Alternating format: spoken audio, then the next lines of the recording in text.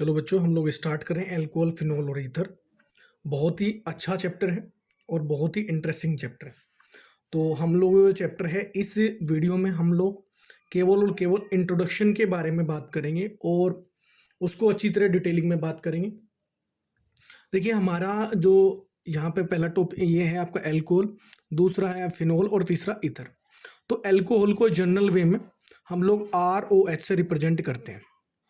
तो मैंने यहाँ पे definition, N alcohol contain one और मोर हाइड्रोक्सिल, यानी कि OH ग्रुप होता है बच्चा, directly attach to carbon atom of an aliphatic system. अब यहाँ पे आपका मैंने कहा OH बॉन्ड जो होता है वो पोलर नेचर का होता है।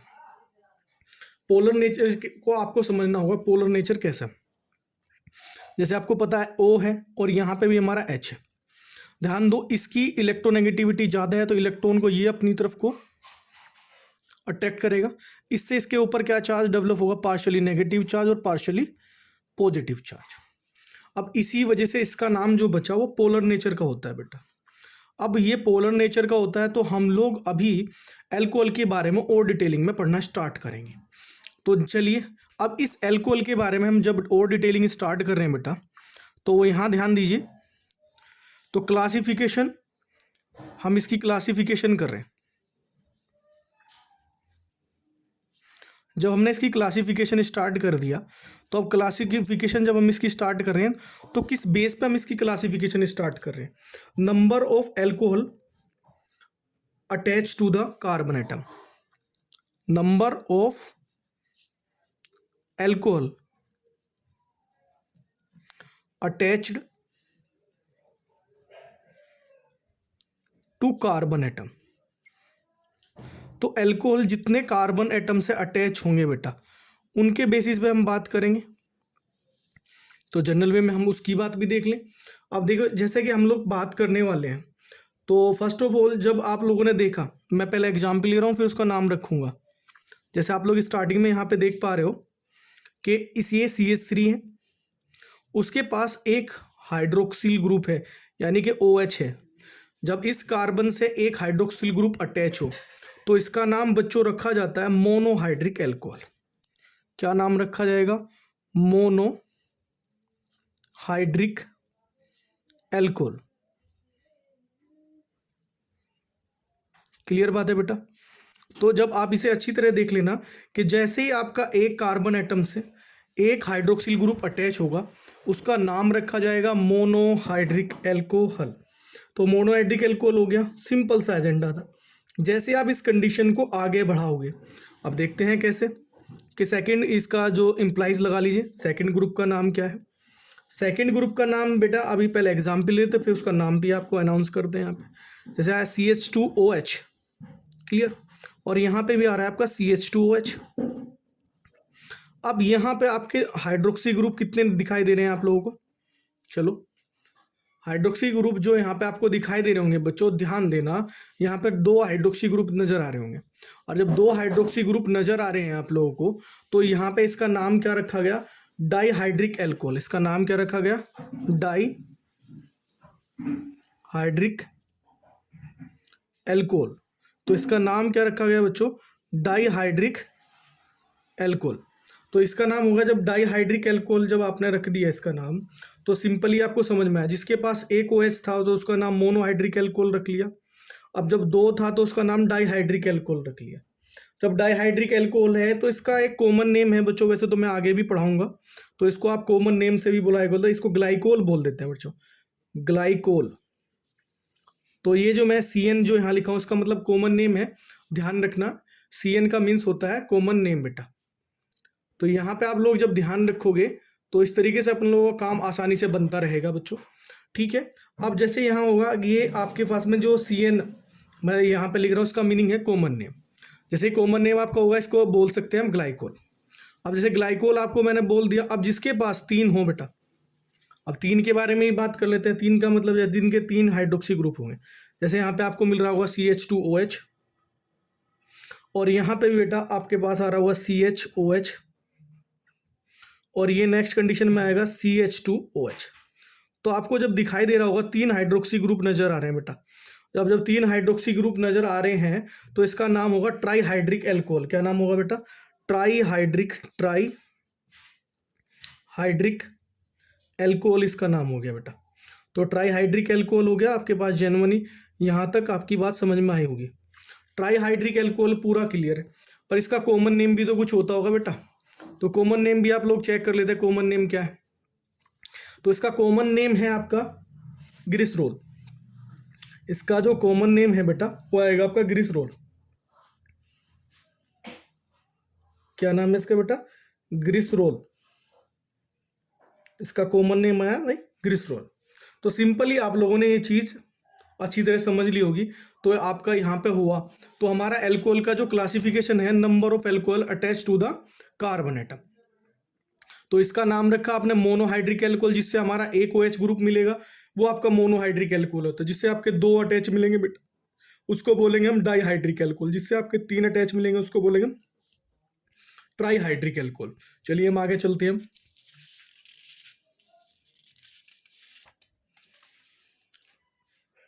जैसे ही आप लोगों ने ट्राईहाइड्रिक एल्कोहल की तरफ ध्यान दिया, तो ट्राईहाइड्रिक एल्कोहल के बाद में एक और भी होता है, ट्राईहाइड्रिक एल्कोहल बोलो या उसका नाम दूसरा भी बोल सकते हैं, पॉलीहाइड्रिक एल्कोहल भी होता है। अब ये पॉलीहाइड्रिक एल्कोहल का मतलब क्या होता है? जिसके पास 3 से ज्यादा होंगे भाई, सिंपल सा एजेंडा। बस 3 को तो ट्राईहाइड्रिक बोल दिया था, आपकी बार पॉलीहाइड्रिक एल्कोहल। जैसे आपके पास ये आया CH2OH, और यहाँ पे आया CHOH की होल 4 आइज बेटा, और यहाँ पे आया जेनवनी CH2OH। तो जैसे ही आप लोग इसे यहाँ पे नाम रखोगे, इसके पास 4 तो ये रहे बेटा, एक ये रहा 5 और एक ये रहा 6, तो 3 से ज़्यादा है। तो जेनवन वे में इसका जो बनेगा, इसको हम बोलेंगे पॉलीहाइड्रिक एल्कोहल। वैसे इसका नाम बोलता है एल्डिटोल। वैसे इसका कॉमन नेम जो नाम बोलेंगे एल्डिटोल, इसका नाम है बेटा। तो एल्डिटोल भी इसको बोलते हैं, TOL है बेटा। तो एल्डिटोल भी आपने रख लिया। तो जेनवन वे में हमने ये चीज़ तो अभी तक पढ़ ली है। अब हमारे पास में जो स्टार्टिंग में हमने पढ़ा था बेटा, यहाँ तक तो आपको समझ में आ गया होगा। नेक्स्ट हैशटैग लगा रहा हूँ, इसका नाम है मोनोहाइड्रिक एल्कोहल। हमने अभी पढ़ा था मोनोहाइड्रिक एल्कोहल है। आपको पता होना चाहिए कि मोनोहाइड्रिक एल्कोहल कैसा होता है। मोनोहाइड्रिक एल्कोहल बेटा वो होता है जिसके पास में जेनवनी एक हाइड्रोक्सिल ग्रुप होता है। क्या होता है बेटा? एक हाइड्रोक्सिल ग्रुप होगा, उसी को हम बोलेंगे मोनोहाइड्रिक एल्कोहल। तो मोनोहाइड्रिक एल्कोहल का क्लासिफिकेशन करना है। तो मोनोहाइड्रिक एल्कोहल हमारा यहाँ पे ROH, आपको पता होना चाहिए ROH यही तो होता है। तो ये हमारे पास में हाइब्रिडाइजेशन होता है बेटा। तो हाइब्रिडाइजेशन भी हमारे नॉर्मली हम इसमें जो पढ़ने वाले हैं वो इनके नाम में बताने वाला हूँ। एक तो हमारा होता है sp3 उसके अकॉर्डिंग, और एक हमारा होता है sp2। तो चलो अब sp3 और sp2 के अकॉर्डिंग ये 2 पार्ट्स में क्लासिफाइड कर दिए गए बेटा। अब देखिए कैसे sp3 sp2। चलो मैं यहाँ पे जेनवनी बात करता हूँ। ये हमारा कार्बन हुआ, इससे हमारा एक एल्कोहल ग्रुप अटैच है। और जब इसमें हमारा एल्कोहल ग्रुप अटैच है बेटा, तो जब हमारा इस पर sp3 हाइब्रिडाइजेशन होगा, कैसा होगा? sp3 हाइब्रिडाइजेशन होगा, तो एक sp3 होगा, तो इसका नाम CsP3 होगा। तो अब जेनवनी बात है। अब ये जो हमारा यहाँ पे नेक्स्ट जो कार्बन आ रहा है बेटा, जिससे हमारा OH ग्रुप अटैच है, जब हमारा OH ग्रुप अटैच है तो यहाँ पे इस पे होना चाहिए आपका sp2 हाइब्रिडाइजेशन। क्या होना चाहिए? sp2 हाइब्रिडाइजेशन होना चाहिए। तो जब हमारा एक sp2 और एक पे होना चाहिए आपका sp3। तो sp3 और sp2 के अकॉर्डिंग हम बात करेंगे।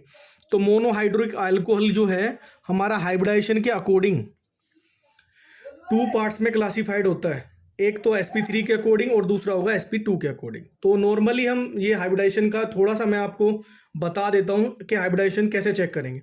तो नॉर्मली मैं आपका जो चेक करो, हम हाइब्रिड चेक कर सकते हैं। हाइब्रिड का मतलब होता है हाइब्रिड कितने, तो जब सपोज आपके हाइब्रिड 2 आए तो sp हाइब्रिडाइजेशन होगा, क्योंकि इसमें एक ये और एक ये 2 मिलेंगे ना। जब 2 वैल्यू फाइंड आउट करोगे तो sp हाइब्रिडाइजेशन होगा। और यहाँ से आगे जब H की वैल्यू 3 फाइंड आउट करोगे तो यहाँ पे क्या होना चाहिए? sp2 हाइब्रिडाइजेशन होगा। तो चेक कर लीजिए, यहाँ पे कुछ बच्चों ने 11th नहीं पढ़ा हुआ, जिससे आपका वीक पॉइंट जाता है। 2 और 1 कितना हो बेटा? 3 हाइब्रिड स्ट्रक्चर बनेगी तो उसमें आपकी वैल्यू 3 आती है। तो sp2 हाइब्रिडेशन हो जाता है। अब यहाँ H इक्वल्स टू कितना आने वाला है बेटा, 4 आ जाए, 4, तो sp3 हाइब्रिडेशन होगा। अब चलो चेक करो, मैं पहले इसके बारे में बताता हूँ फिर हम आगे बढ़ेंगे। तो नॉर्मली जैसे आपको यहाँ पे निकालना है, जैसे ये निकालना है COH, और यहाँ पे इससे H है और ये भी H है और ये भी H है। तो आपको H की वैल्यू निकालनी है, H की वैल्यू निकालनी है। तो नॉर्मली मैं हाइब्रिडेशन बता रहा हूँ, जिन बच्चों को नहीं आता वो सीख लेंगे कि आप इसे H की वैल्यू होगा number of atom attached to center atom, जितने एटम आपके सेंटर एटम से अटैच होंगे प्लस लोन पेयर बेटा। तो जेनवन वे में आपने देखा लोन पेयर की बात आ रही है। तो अब देखो यहाँ पे H equals to number of atom attach. अब सेंट्रल एटम तो C है बस, कितने अटैच है, 1 2 3 4, 4 अटैच है। अब आपको पता है कार्बन मैक्सिमम 4 बॉन्ड ही बना सकता है, तो लोन पेयर तो उसके पास 0 होंगे, तो 0। तो H इक्वल्स टू कितना है बेटा, 4। और जैसे H इक्वल्स टू 4 आ जाता है तो इस पर कौन सा हाइब्रिडेशन हुआ, sp3। बोलो बात समझ में आती है नहीं आती। चलिए ऐसे ही करके हम लोग sp3 को हमने पढ़ लिया। अब हम बात करते हैं sp2 की बेटा। क्या करने वाले हैं, sp2 की, यहीं पे कर लेता हूँ। जैसे आपके यहाँ पे आया, ये आया, चलो सुनो यहाँ पे देखो, हर एक कार्बन की बात ले लेता हूँ। यहाँ पे मेरे पास सिंगल बॉन्ड, ये हमारे पास डबल बॉन्ड, ये, और यहाँ पे इस पे OH है और यहाँ पे भी आपका H है। तो जनरली हम लोगों ने पहले कार्बन की बात कर रहा हूँ, ये मैं इसका नंबरिंग डाल दूँ, फर्स्ट कार्बन, ये सेकंड कार्बन, और ये बेटा हो गया थर्ड कार्बन। जैसे हम फर्स्ट कार्बन की बात करें, H की वैल्यू हम यहाँ से हम स्टार्ट करते हैं कैसे। अब ये पहला वाला कार्बन है, कितने से अटैच है, ध्यान देना, 1 2, और एक इस कार्बन से कितने, 3 से अटैच होगा। जब H की वैल्यू कितनी होगी, 3 आ जाती है। जब H की वैल्यू 3 आ गई, नॉर्मली इस कार्बन की बात कर रहा हूँ, ध्यान देना, ये कार्बन कितने से अटैच है बेटा, ध्यान देना कि कार्बन कितने से अटैच है, एक तो OH से अटैच है, एक इस H से अटैच है बेटा, और एक नॉर्मली इस कार्बन से अटैच है। तो ये 3 से अटैच हुआ। जब 3 से अटैच होता है, H की वैल्यू कितनी होगी बेटा, 3, और 3 आती है तो इस कार्बन पे कितना होगा, sp2। तो ये मैं ये वाली बात कह रहा हूँ। अगले वाला कार्बन जो मैं बात करूँ कितने से अटैच है बेटा, एक इस कार्बन से अटैच है, ऊपर यहाँ 3 से अटैच है, तो इस पर भी कितना होगा, sp2। ये कितने से अटैच है बेटा, ये 1 2 3, और इस खुद कार्बन से जब इनसे अटैच है तो इस पर कौन सा होगा, sp3। आई होप थोड़ा सा आपको समझ में आया होगा।